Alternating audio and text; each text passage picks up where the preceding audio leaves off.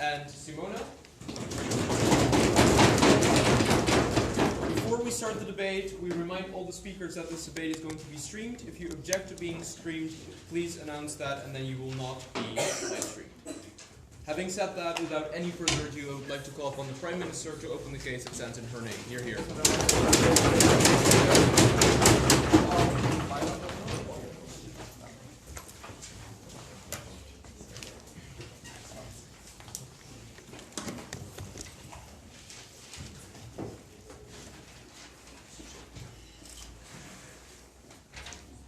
Religion, ladies and gentlemen, as it stands today before the House, has a purpose that is incompatible with our globalized world, and it is incompatible with our duty as a state.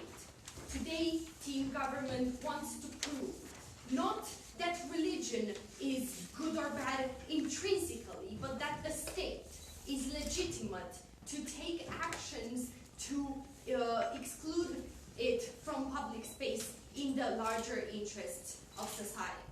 And we are going to do that by presenting three constructive points. Firstly, I'm going to talk about why the state has a duty to keep its citizens safe. Secondly, we're going to talk about the role of religion and exactly how this is incompatible with the state that we have today. And thirdly, Mihai is going to talk about how we achieve preservation of the separation between church and state. But before we get into that, let's make some clarifications about what this motion means. We believe that we are talking about the state trying to take active role, as in taking measures such as banning public prayer, banning billboards that advertise certain religions, censoring religious media that is accessible to everybody. We define a public space as spaces that are easily accessible to everybody, but they don't necessarily have to be physical ones. We're talking about media in the internet as well, and they don't necessarily have to be government owned, right? What we have to do is also make two clarifications on our part. Firstly, if we're talking about religion symbols, we believe that it is legitimate for the state to take them out of a public context if they're in a religious context. And secondly, we acknowledge that pragmatically there is no way to extirpate religion from a public space fully. We believe that that's slightly a little bit impossible. We don't want to achieve that. We want to prove legitimacy of the state, right? Let's enter into my first constructive point, having said that. We believe that fundamentally, before that. This is a very drastic action. They have to provide a very good necessity, a very good reason for us to accept this motion to be able to pass. Can it do that? Well, yes, we believe so. This is what we're going to do now. Okay? Fundamentally, we believe that the state has historically arisen out of nothing, right, to protect its citizens. So we believe that a legitimate state, as it stands today, is a state that has a monopoly on violence.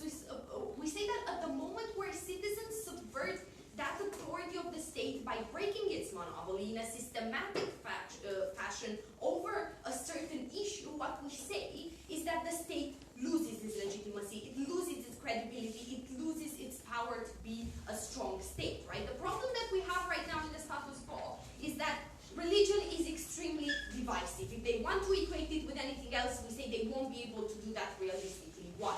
Because we're talking about a history of wars, a history of violence, a history of terrorism, and yes, a history of YouTube common threads that is extremely inflammatory, right? We believe that this is divisive like no other issue. And we recognize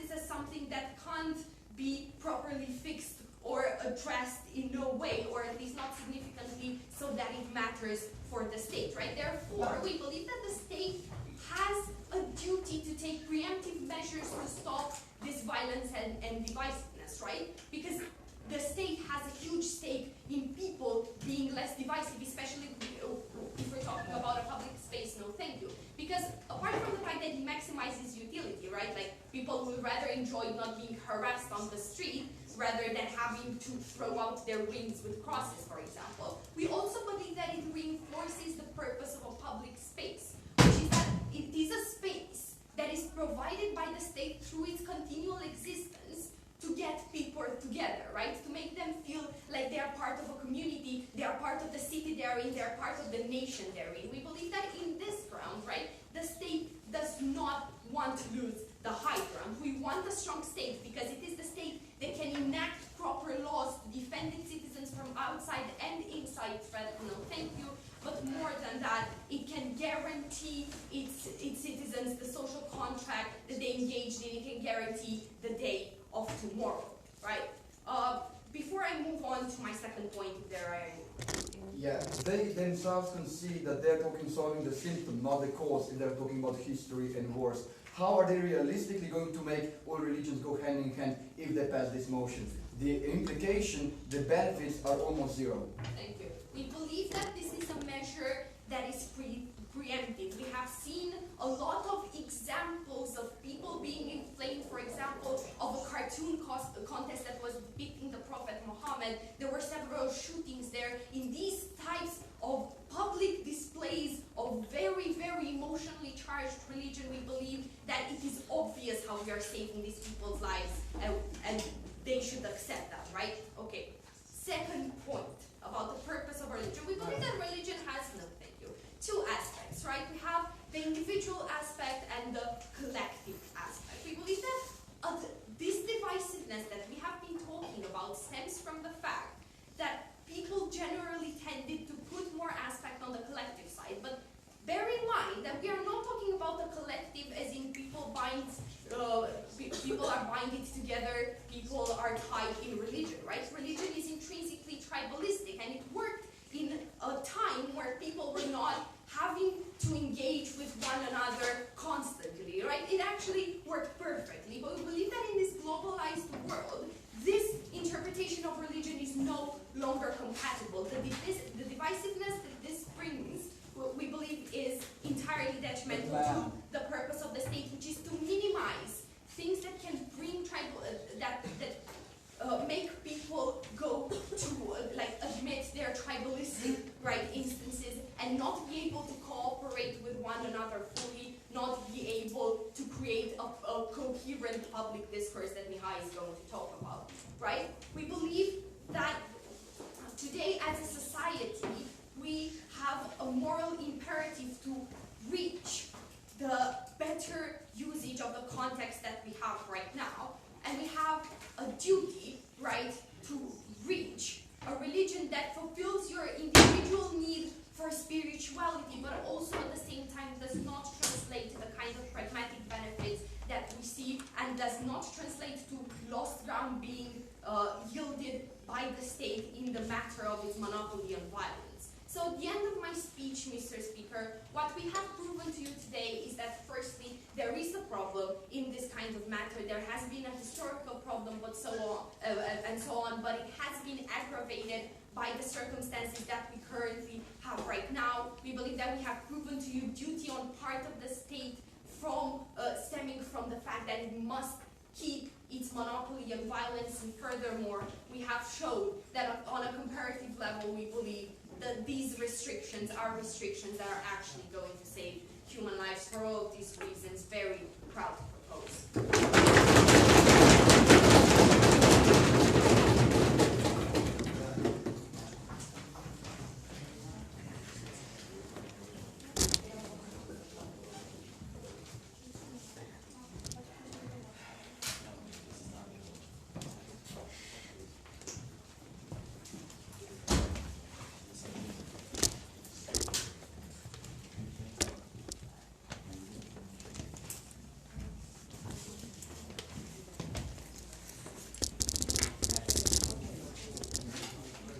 Thank you very much for your speech, and I would like to call upon the leader of the opposition to open the case for registration.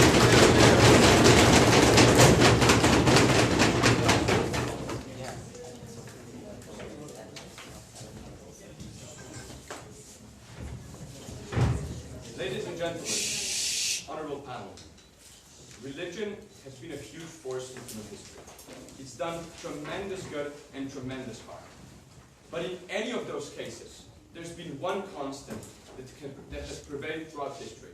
Any attempt of other religions or any other entity to suppress religion has resulted in chaos, war, and destruction. We have to understand that in this motion, we're talking about extreme radical action on the side of the state as we've not seen at all or in a long time. What we're going to do in this debate is firstly prove you that state isn't justified in doing this in our first argument. Secondly, show you that no necessity can possibly outweigh the backlash this is going to produce, and therefore making this a horrible policy. And thirdly, show how unacceptable destruction of culture and heritage will result from this kind of radical and rash action. Now, let's, before going any further, examine what the problem goes. Their main point here is safety and the sovereignty and power of government, right? And their examples are incredible. Banning public prayer, banning religious media, and even censoring the internet. This is the most radical version of this motion I could have possibly imagined, short of imprisoning them. We have to understand that this is incredible. Firstly, how do you ban public prayer? I can stand in any square and pray quietly, whispering or praying slowly. What are you going to do? Like, have dogs chase me off it? The truth is, that this is a ridiculous attempt. And you cannot possibly even consider doing that. And you say you're going to ban public prayer for the reasons of safety. Are you serious? I know of no incidents of public prayer resulting in violence or destruction. At least not in recent times. And I'll get to your Charlie Hebdo example later. Banning religious media is also directly against the freedom of speech. This is an infringement on other rights, not only religious rights, but other free rights. What they're doing is going strictly in a direction of an authoritarian state, such as the communist Russia trying to remove religion altogether. It's an extreme attempt, an attempt that infringes on many rights, not just religious ones, and should be really, really considered.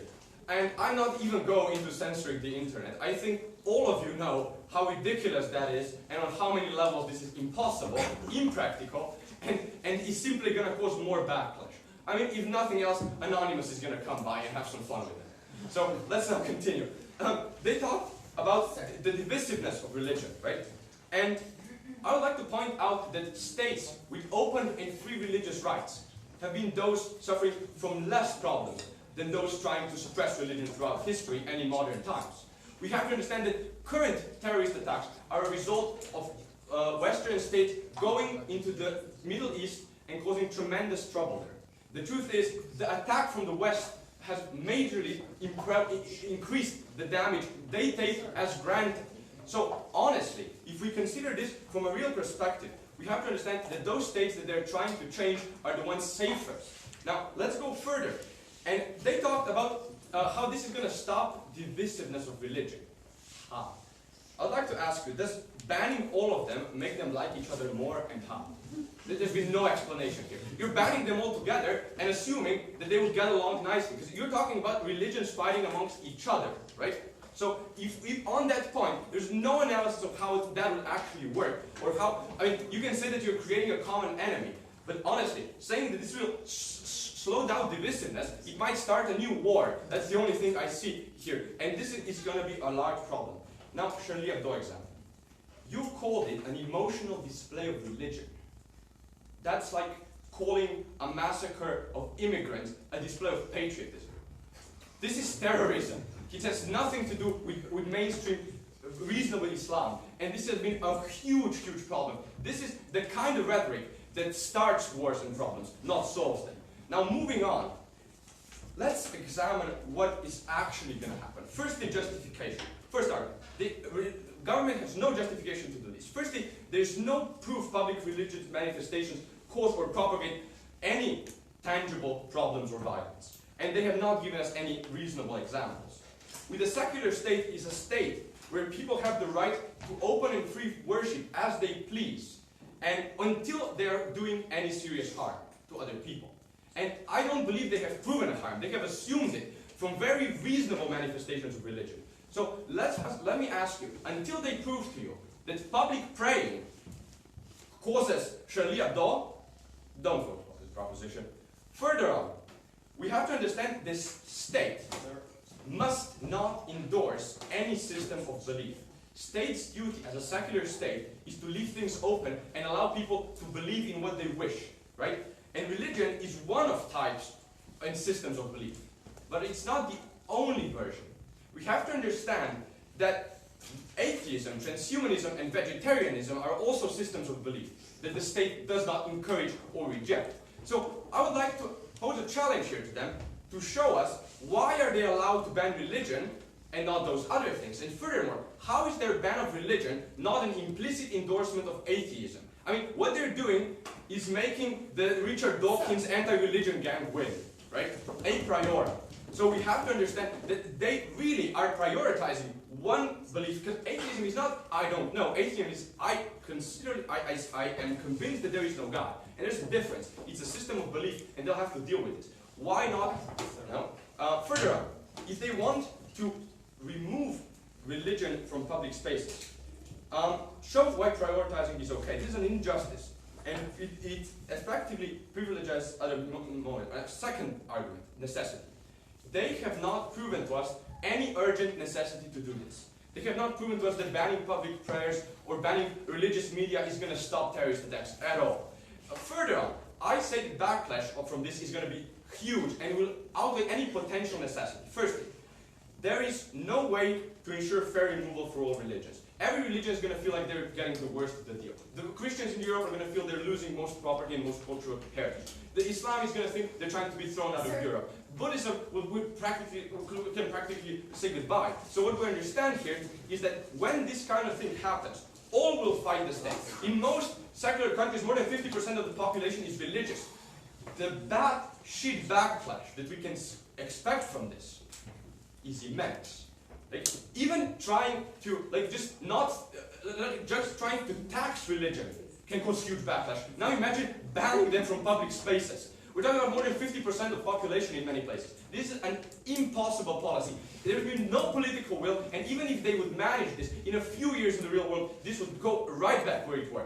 It is a policy so bizarre, I cannot even imagine a state that could possibly manage to pull this off without extreme harm. Now consider radicalization. That were their examples, radicalization. Religions, especially radical elements of religion, need a common enemy. Need an enemy they can fight against. Radical groups have been for years trying to prove that the West is anti-religion. Now imagine what kind of terrorism we're going to have if religions are to this extent banned from public spaces. That is how you radicalize people. That is how you cause backlash. That is how you destroy the secular state. This situation is beyond anything reasonable that we could assume would work, and they haven't proven us any of this. Assume an unreasonable stance of all religion as a sidestep of terrorism. So we think this is ridiculous. Thank you.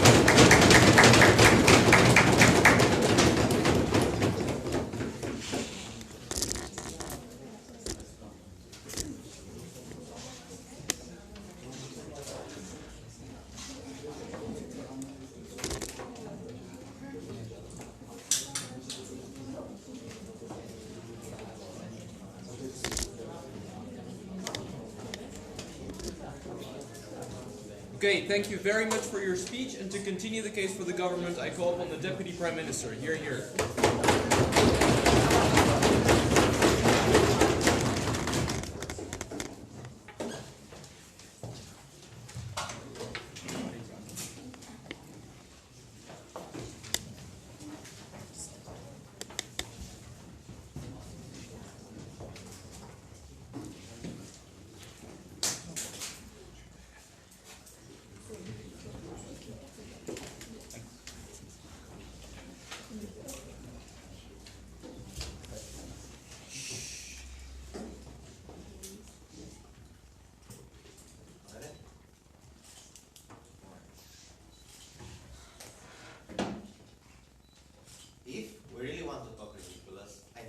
better to start how ridiculous it is that the state that considers itself secular takes decisions based on religious arguments. We think if we want to talk religious, it's unacceptable to allow the public displays of religion in what should be something of everyone, what should be religion. We think it's in a way absurd to simply assume that religion must be displayed publicly, otherwise it will disappear and it won't exist anymore. We didn't hear anything of that. We'd really like to know why it's so important to see religion displayed in public, especially for the worshippers. So, a bit of clarification so we really understand how our measure is not that radical but actually makes sense, but exactly how we're going to do it. Let's first talk a bit about what is fundamentally We think that regarding media and TV, what is public is things that everyone should have access to, channels that are mandatory or that are free, not the ones you pay for. So we think in those you shouldn't see religion. You shouldn't see arguments on religion, you shouldn't see about how many people went to the church. If you want to talk about, if you want to see that, go subscribe to a channel that is specifically meant for religion, and just watch that. We don't want to ban things that are not for everyone, but are actually things you have to get for yourself. Now, more on that, about really, what they said about arresting people that pray whispering in public, we think that's as much as saying we would want to arrest people for thinking. We think that thinking and whispering are not things that are public. Even if you do them standing on the street, we don't think people can see around it, the people around you don't know what you're doing, so no, we don't think that is something that comes in the instance of the motion. Sure. Now, no, with that being said, let's talk a bit about their harms and other points that we talked about, and then I'm going to go into my extension about our political processes and how we need to fix them now. Now, let's talk a bit about harms. Maybe, yes, a civil war won't start because you see somebody praying on the street, of course. But what could happen is people becoming violent if they see public satire of religion and public attacks on their religion. We think those are displays of religion, even if they are satire. So maybe we don't want those in our society as well. Now, there's another type of harm we need to really take into account here, about the sort of silent harm, about simply feeling offense that you see something happening in your society and you not wanting it. We think somebody can feel affected if they see a religion that they think is heretical and would prefer not to have. And we really think that's very warranted and we should have. Now, talking a bit about culture disappearing and religions dying, we think that the books of those religions will still exist, the places of worship will still exist, the teachers of those religions will still exist. It's not going to die just because it's not on the street and in front of your block of flat. We really think that it's just absurd to say it will simply die. Now, just one last point on terrorism, but sure, go on. They are talking about the harms that you get when you feel attacked, that your religion is attacked. Is there a greater attack on your religion than a state taking your religion away from you, banning public displays of your religion? If the state takes the religion away from you, that bans public display, it's not taking it away from you. You can still have a Bible at home, you still have the church, you can still practice it. This is not an inquisition, an atheist inquisition, if you really want to call it that. It's not that. Stop saying on that. Now, talking about terrorism, we think that any terrorist organization will think any religion or the lack of it is against their own religion.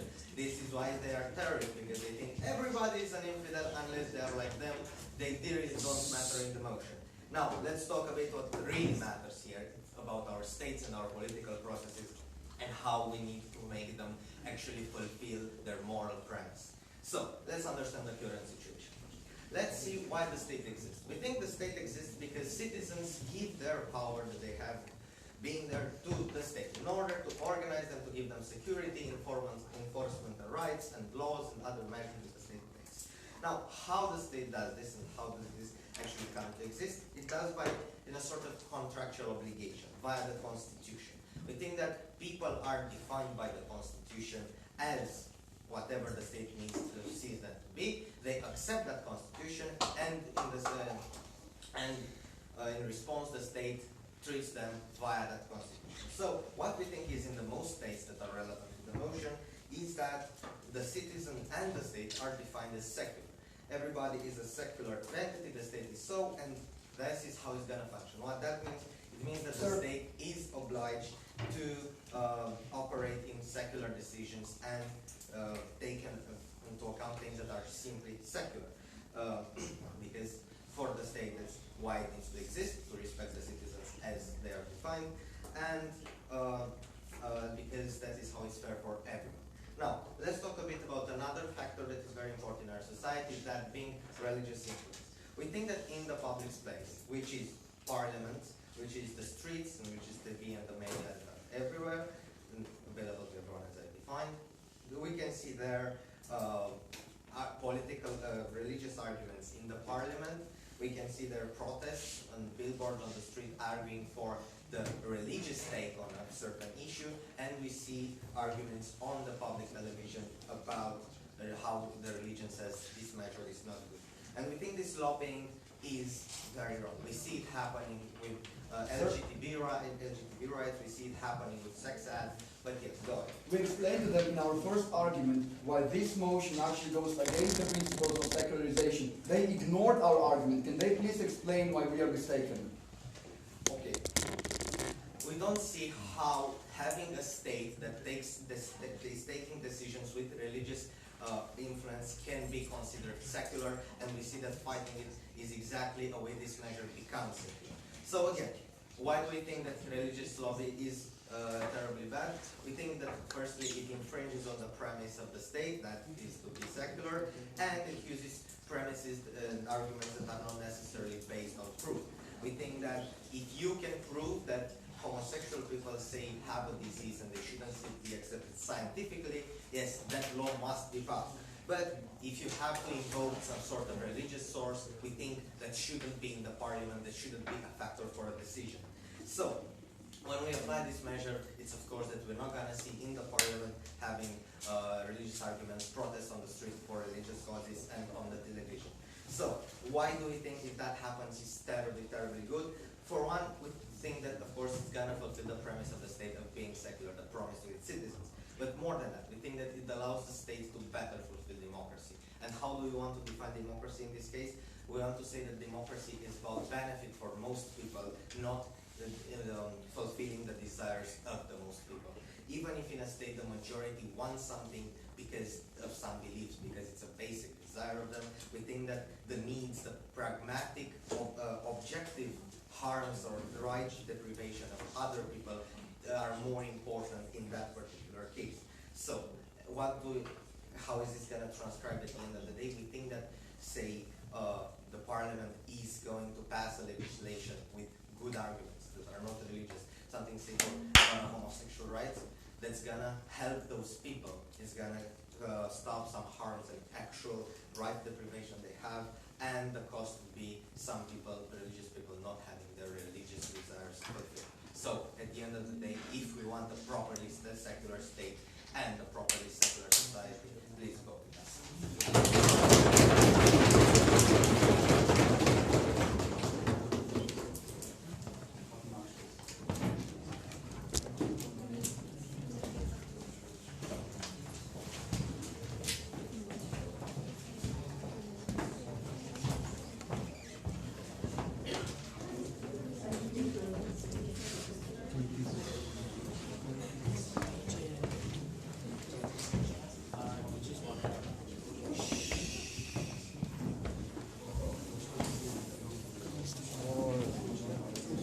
I thank that speaker for his speech and would like to call upon the deputy leader of the opposition to continue the case for his bench. Hear, hear.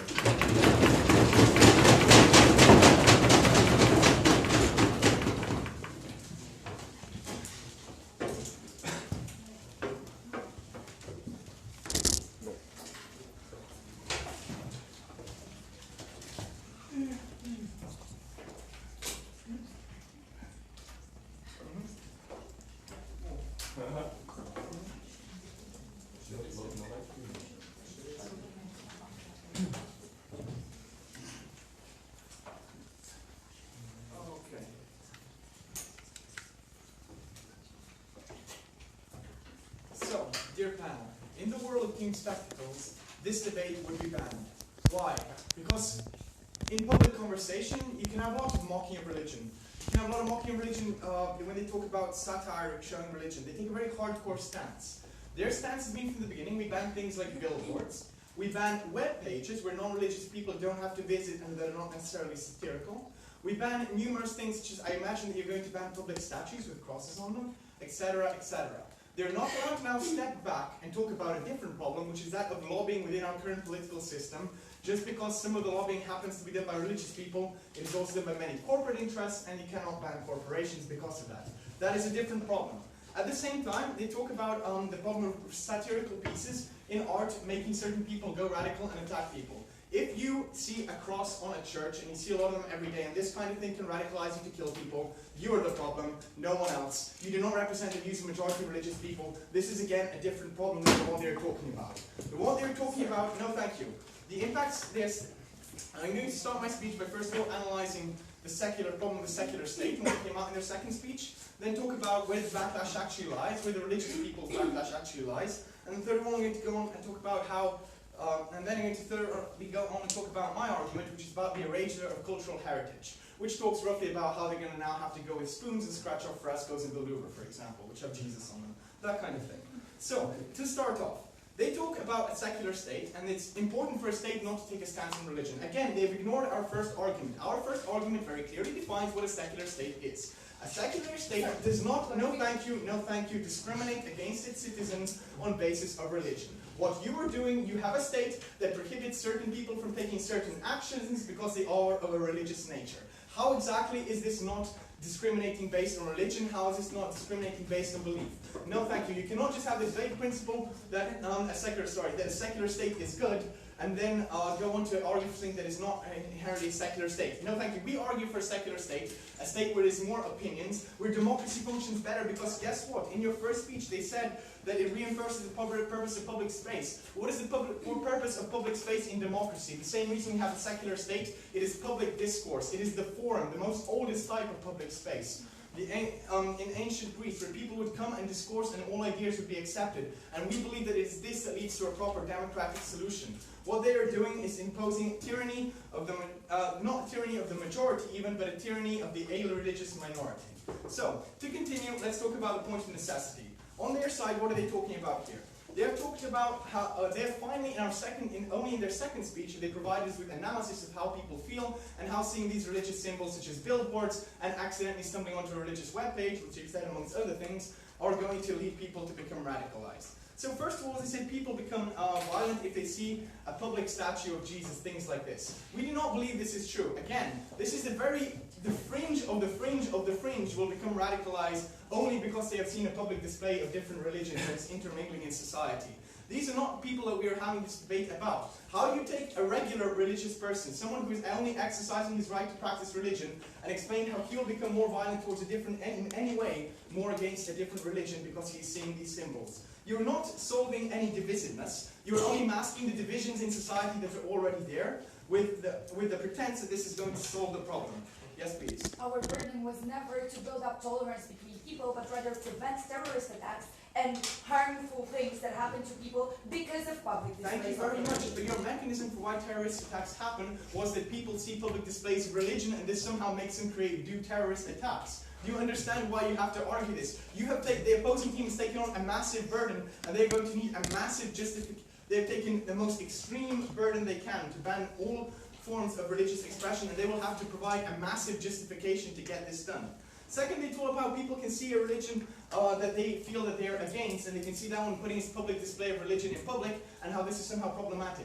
Again, we're not talking about mocking people. They think that it should live in a society where I expressing my religion is allowed to be taken offensive by someone else when I'm doing it in a non-offensive manner. Because if I just stand there with a cross, apparently this is going to cause enough people to get radicalized to justify banning me standing there with my cross around my neck, for example. So, on our side we have talked about something else though. On our side we have talked about the actual backlash that will occur. And the backlash occurs when you do take a radical action.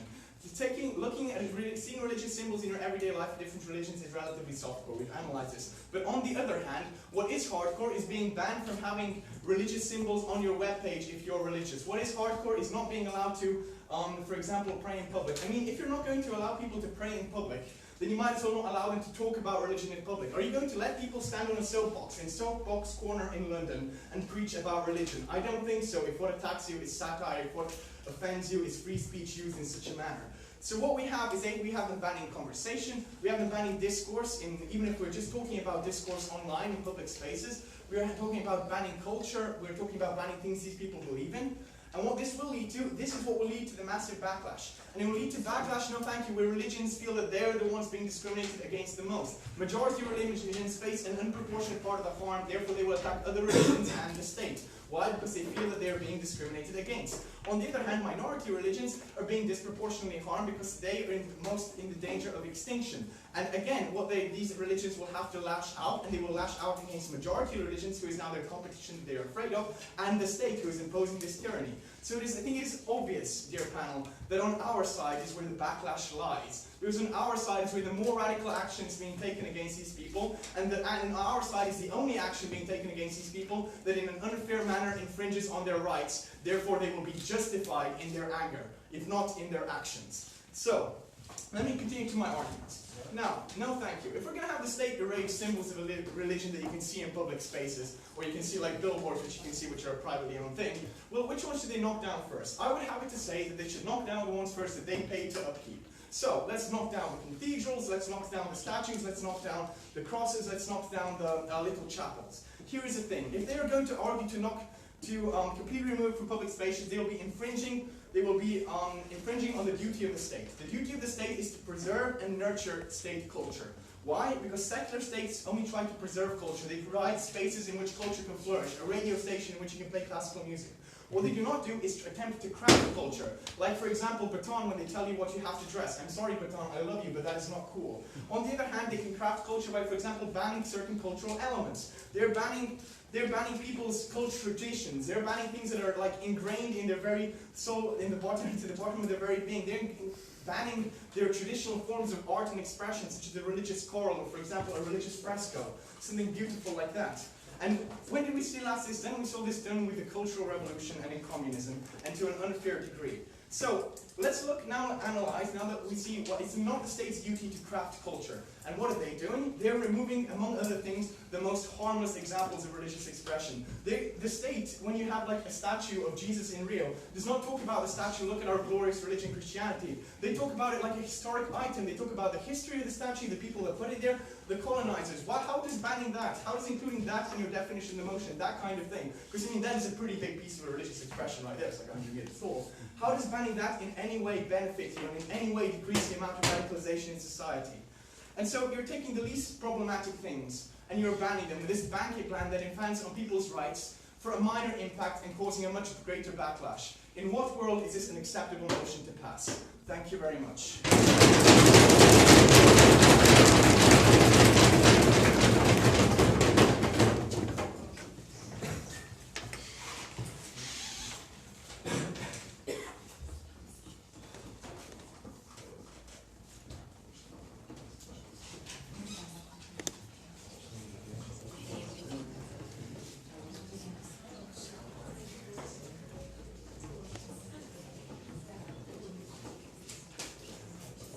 Thank you very much for your speech, and to continue the case for site government, we call upon the proposition with speaker. Hear, hear.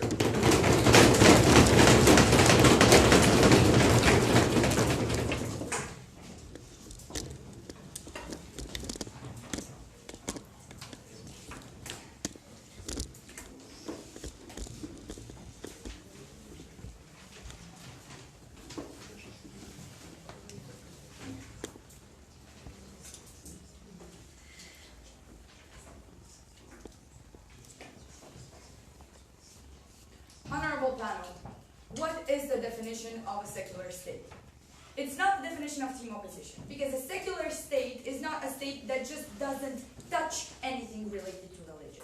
It is a state that has the right to impose some sort of regulations for major decisions and events to not happen based on religious conflicts or opinions and so on.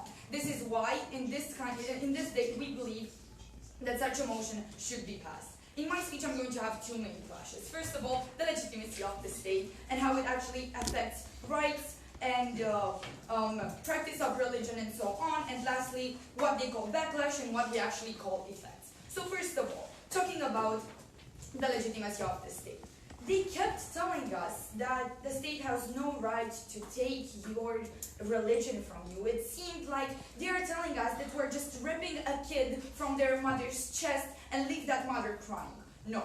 If we ban you from public prayer, we don't take your right to practice your religion. You can still go in the places that are assigned for that because that is your choice, so therefore you don't force other people to do that unless they want to, right? You won't see public prayer on the street because prayer will happen in places assigned for it, right? Like churches, mosques, and so on.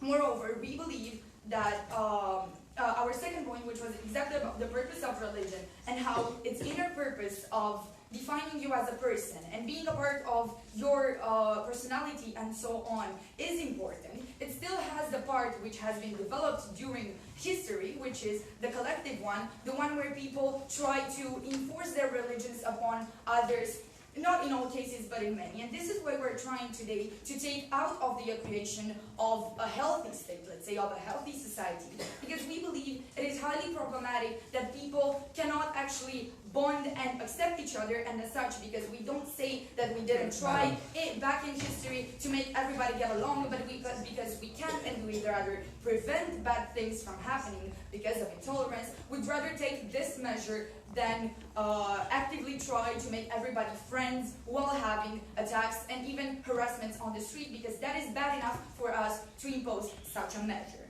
Moreover, they told us that they had this whole problem of you can't actually impose this measure. I'll take you in a moment, because you can still pray in public because nobody can see you and no bad things happen because of this. And then they gave us this example of Charlie Hebdo. Ladies and gentlemen, Charlie Hebdo happened because people chose to publicly express their opinions and did satire on a religion. This is why it happened, and we believe that banning such things would actually take us away from horrible things happening. Please go. They have a very weird definition of public-private as whether you can see it or not. Where exactly are Muslims going to have their minarets?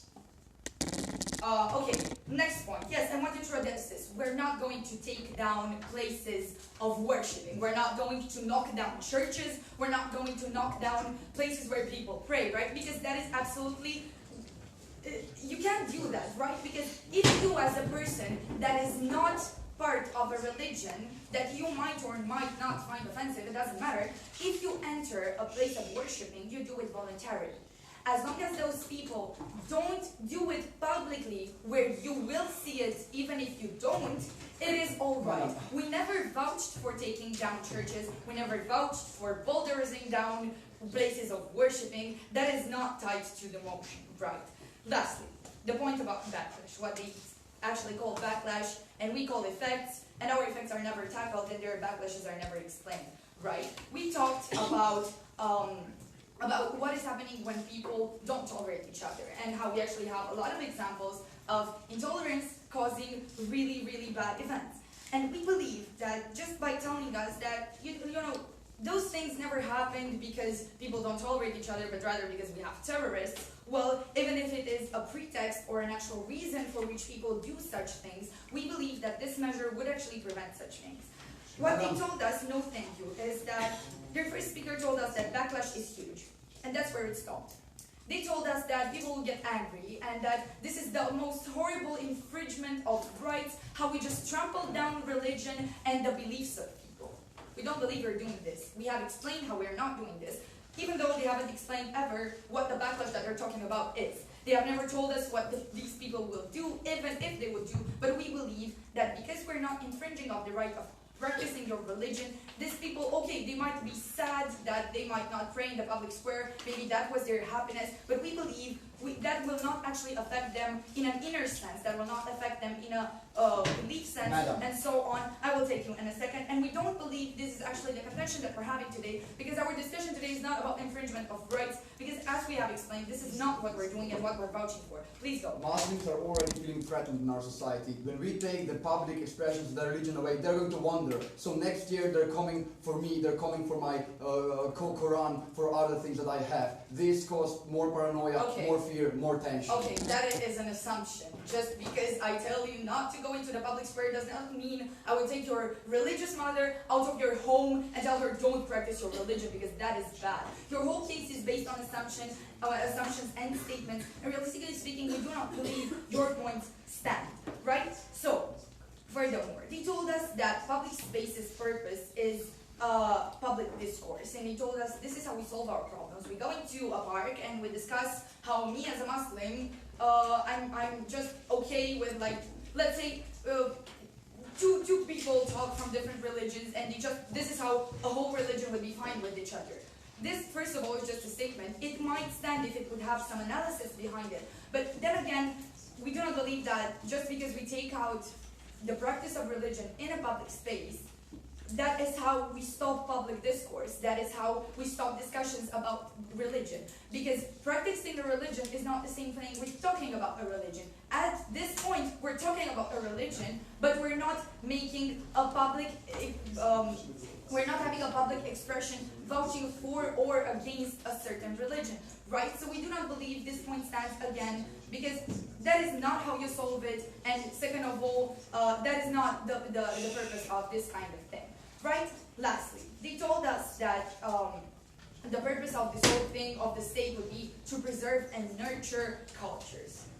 We believe that we are still doing this. We're not infringing upon them, but rather what we're doing is we don't let them knock against each other and sparking certain conflicts or harassments or even more horrible events like terrorism, bombings, and so on, right? So because the state, first of all, has the legitimacy to protect all its citizens equally, and because this measure would rather take out what will happen if you let these cultures knock, because they cannot tolerate each other just by snapping your fingers, but it would be easier for you to prevent such a thing, we believe the motion should stand. And because lastly, they have never brought an actual detriment to this motion. They have never told us what the backlash is, and they have put words into our mouths, because we never said that our burden would be to make everybody happy and friendly, but rather that we don't want people killed over religion. You should propose for this motion.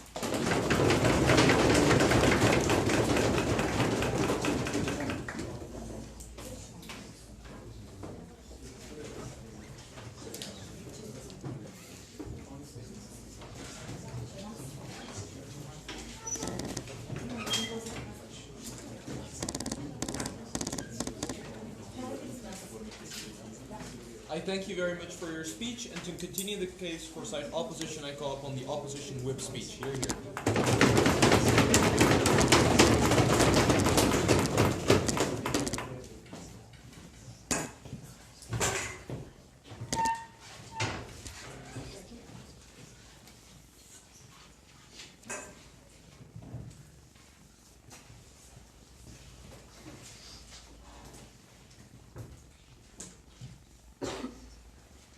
It's kind of ironic that I have to start my speech on a motion about religion with that good intentions are pavement, like, the road to hell is paved with good intentions. Because like what they're doing with this motion may have good intentions. They might try to save the world, but they aren't doing so.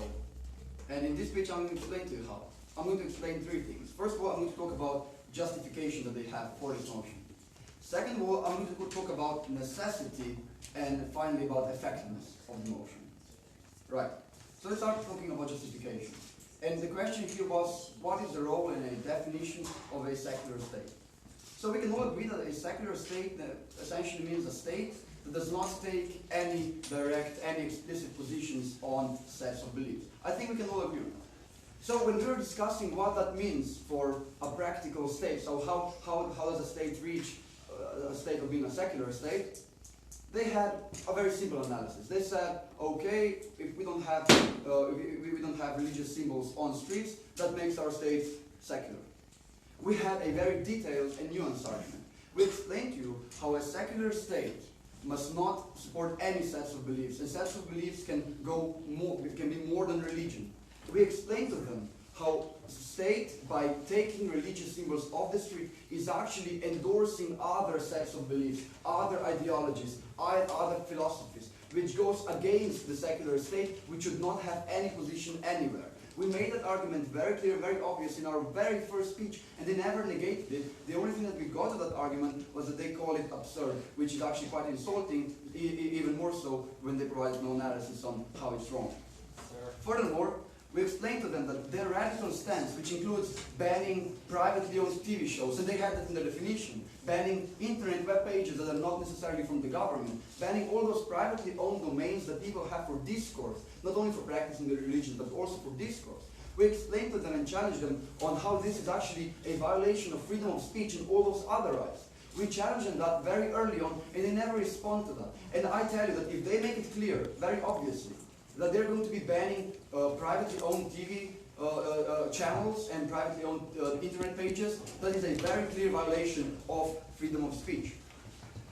And I would just like to say that it's funny that, but in the end of the day, they're trying to take everything that the public can see away. That was, at one point in this debate, that was their stance. So I wonder, does that mean that they're going to try to take everything that you can see away? Does that mean that if I'm a Muslim, I have to pray with closed windows? Because otherwise, the implications that they have are gone. So this clash, we compare, at the end of the day, the level of analysis. If we compare the two stances on secular state, we can see that a truly secular state must not prioritize any set of beliefs, must not take anyone's freedom of speech, anyone's rights away, because if it does, it takes, it prioritizes certain rights. Okay, second point about social cohesion. And here I'm going to talk about effectiveness and necessity. So basically, their major point here was that they tried to prevent people from dying. They're trying to stop terrorist attacks. Okay, so in the very first speech they come to you and they tell you that those tensions that religions have are happening because of history, because of what happened a long time ago, because of cultural differences, because of all those very deeply rooted differences. All those are the reasons behind the religious tensions. They say that in the first speech.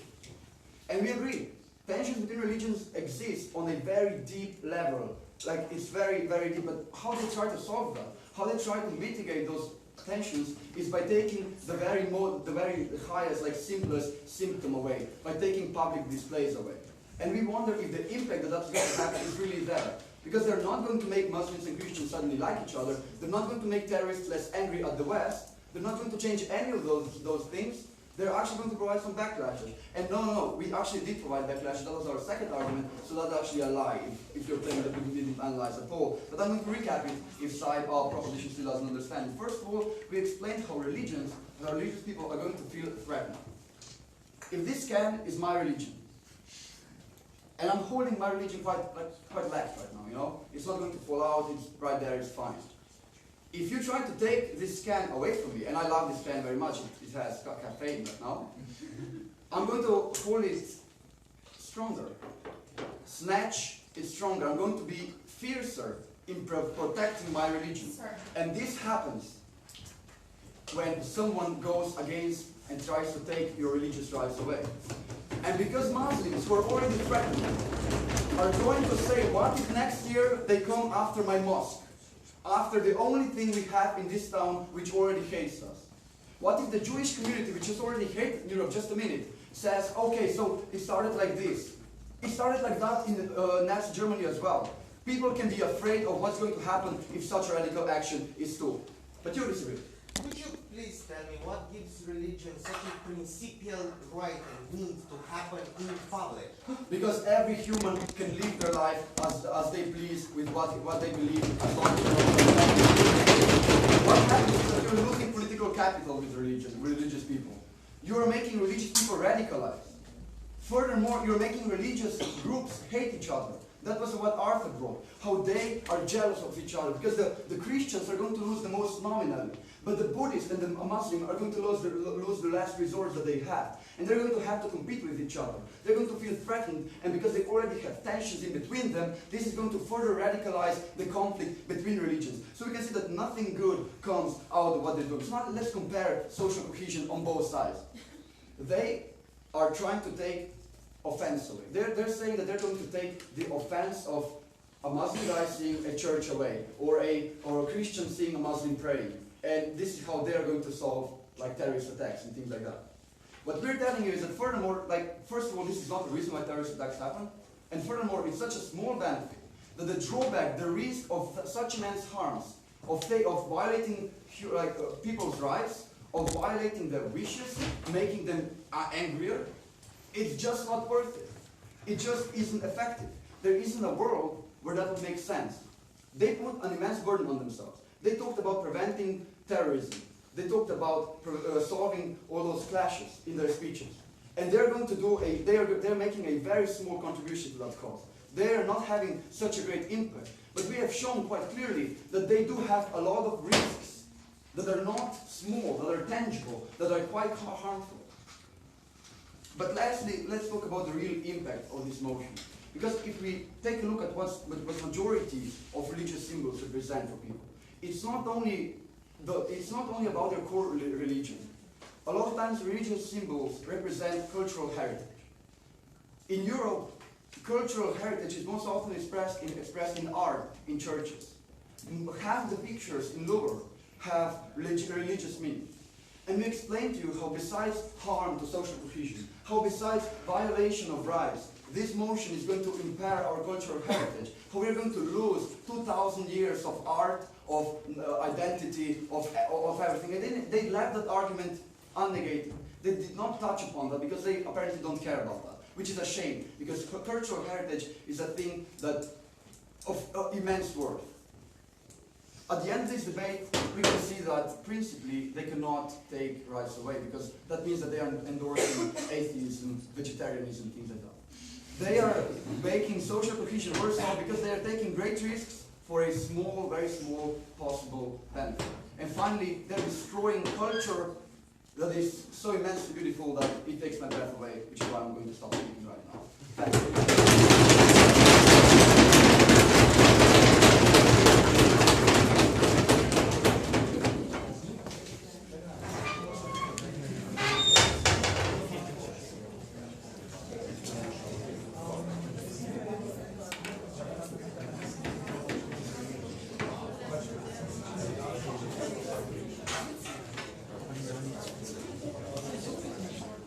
I would like to thank that speaker for his speech, and to give the final speech on opposition side, I call upon the opposition reply speaker. Hear, hear.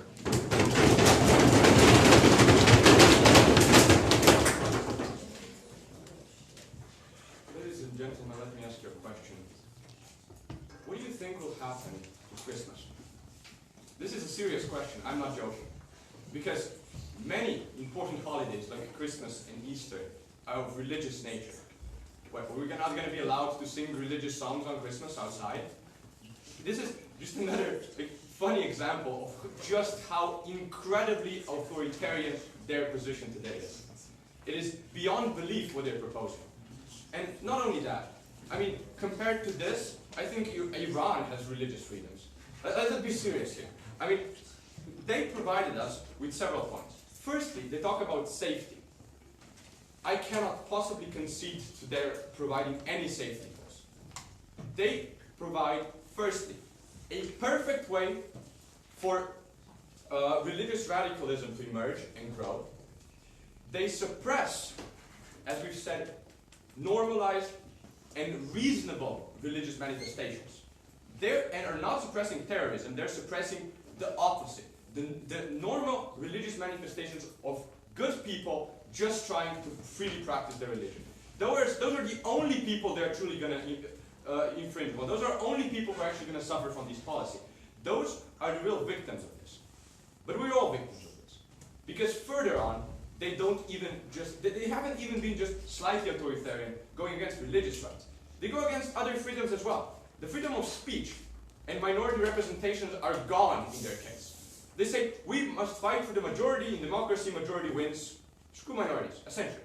And we'd like to point out, as we have done before, that they're wrong. In the majority of states, they're not even a minority. Religious people are a majority. So I'm asking, for which majority are you fighting for? I mean, is this the majority in Italy, in the UK, in USA? Where's the majority? In Iran? I don't see which majority are you fighting for. You're fighting for a tyranny of a small group of anti-religious people against the rest of us who just like to enjoy our freedoms. The truth is, this is not a motion about helping the majority or helping us understand or live in a better society.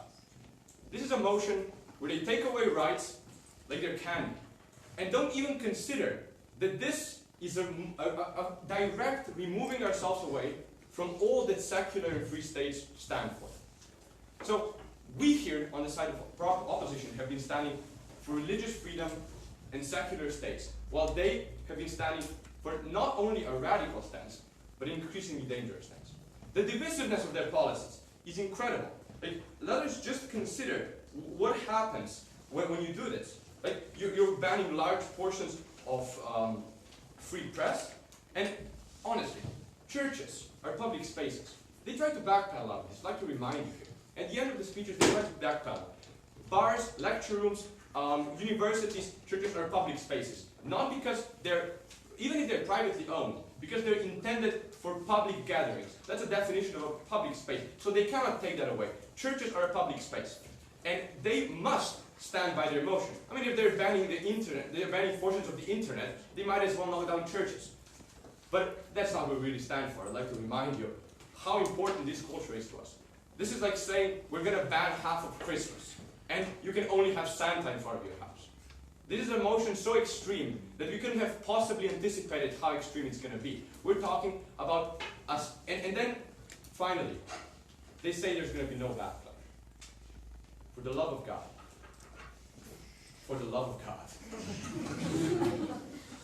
So, in conclusion, I'd like to point out that this debate has been a difficult one, but overall, we have to understand that there is no grounds on which this kind of authoritarian policy should be allowed anywhere.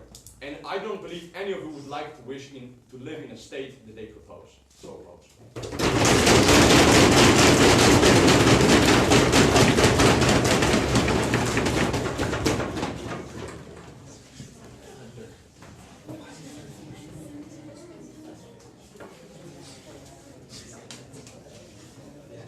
Thank you very much for that speech. And for the last speech on the government bench and this semi-final, please welcome the proposition reply. You're here.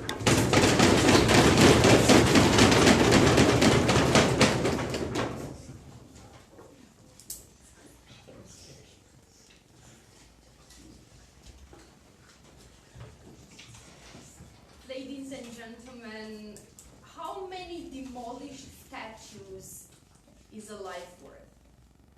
How many angry, so oppressed priests is a life worth? How many jingle bell songs not heard in a public space is a kid coming back from school crying worth? I know political analysis on the duty of states is harder to swallow than their rhetorical screams about equality. I know. But it's the only one that's actually on the motion. At least throughout this debate, we recognized that the relevant actor in this motion is one, the state. The only point in which they continued to talk about the duties of the state was when they talked about secularism, and when they used the wrong definition of secularism that no state actually follows. Every state regulates religion, even a little bit. The concept of a secular state is a state that makes decisions independent of a religion. They preferred just to stick with their definition, not even recognize our extension, and thus let it fly comfortably. We believe we have a better parliament at the end of the day. We believe also that all of their rebuttal up until this point has been rhetoric and largely made out of satire of our points, right?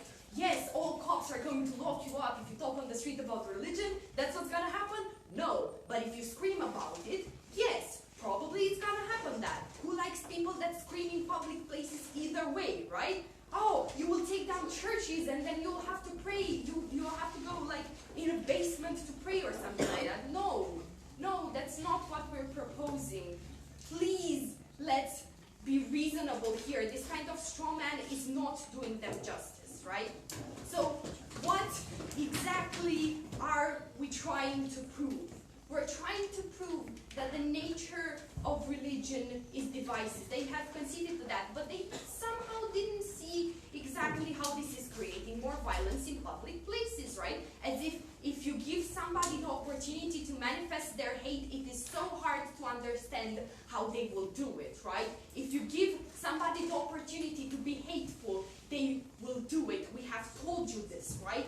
But more than that, we believe it's very important to recognize that the duty of a secular state is to make sure that its decision-making process is as unbiased as possible. And yes, corruption does exist, but that does not excuse the corruption that you allow happen, knowing that you have duty to be a secular state.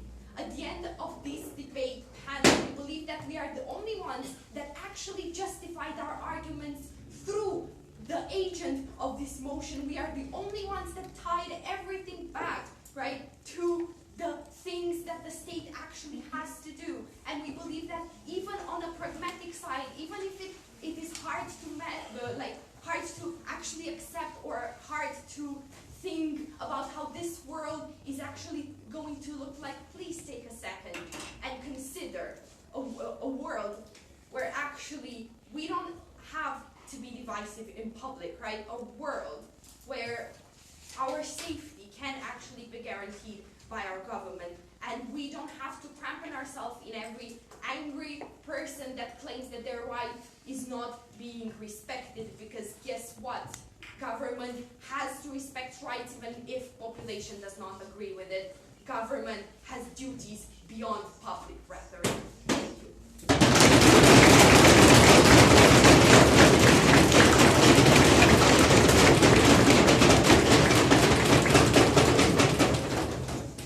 We thank the speaker for her speech.